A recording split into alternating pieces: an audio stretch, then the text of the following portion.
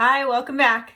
Today we are covering the 9th and final foundation necessary for you to live an optimal and integrated life.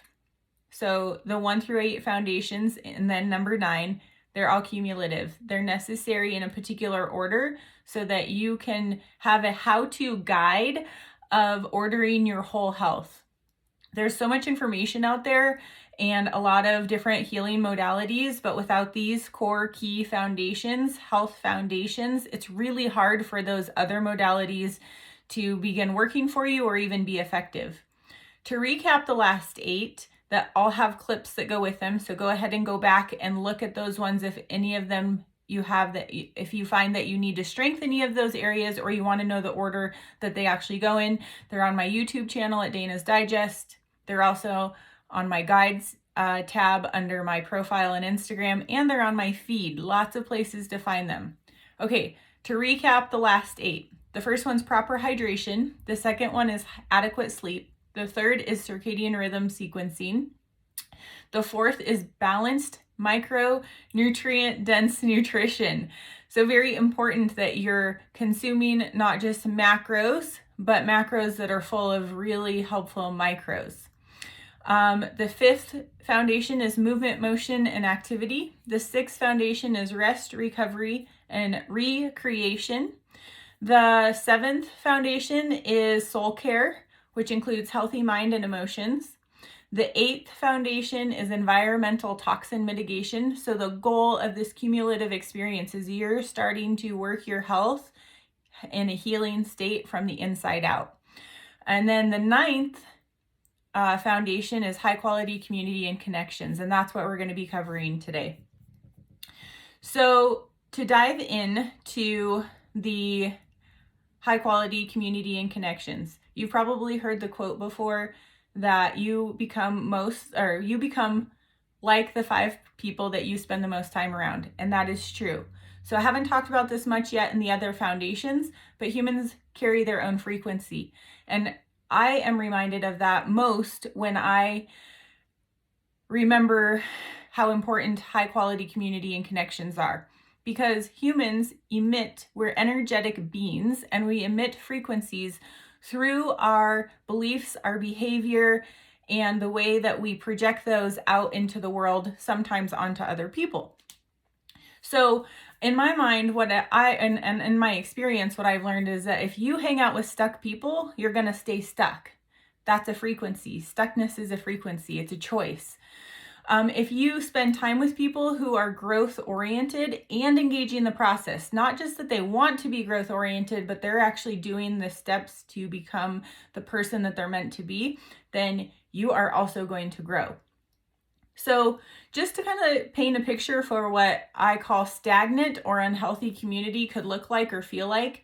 So you're feeling stuck, you're doing some of the do's, but you're not getting the results that you want.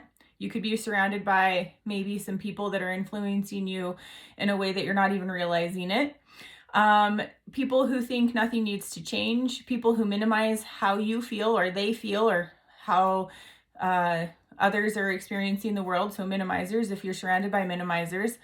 If you're surrounded by people who settle for justifications versus engaging honest conversation and feedback, or you're surrounded by people or I guess not one or the other, it's often a mix of all of these, who use labels and use statements to communicate, not owning their own experience. So those are all examples of what unhealthy community could look like. It can sound like you made me, you can't, it's your fault that I am the way that I am, you never will, it didn't work for me, so it won't work for you. Those are all language indicators that maybe the people or the person that you're spending time with is stuck or not interested in growth. Growth-minded community, growth-oriented community looks like people who are encouragers, and maybe they don't exactly know the way, but they believe that they can be curious to find a way. People who are willing to embrace the transformation process, even when it doesn't always turn out as anticipated. So they're willing to keep showing up to engage growth Whether it's reading books, listening to podcasts, getting into groups, finding coaching, they're searching, they're interested in journaling, they're doing the work to become who they are called to be.